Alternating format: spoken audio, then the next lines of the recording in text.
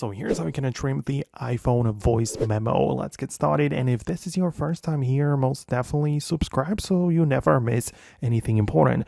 Well, of course, you can open up the Voice Memos app and record whatever, but if you want to trim it and perform some changes to it, make sure you select it as such. It will be playable, but now we need to click on the sound icon, which is the blue one in the bottom left portion of this section. So you click on this, it opens up in the full screen, and now we can tap on the three dots in the top left and click on a trim.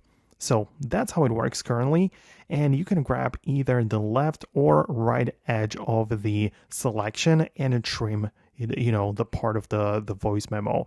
And even with this, there are two options, because you can decide that you select one area of the audio, right? You can see that the yellow part is showing the selected area, and now you have to decide what happens with the selected area.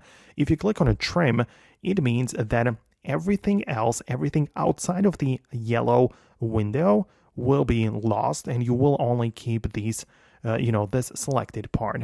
But you can also click on a delete, which will do the reverse, which means that the yellow part is what gets deleted and everything else is kept in the voice memo, right? So that's how you can trim it. There are like these two ways, depends on how you want to, adjust it. This is how you can do this.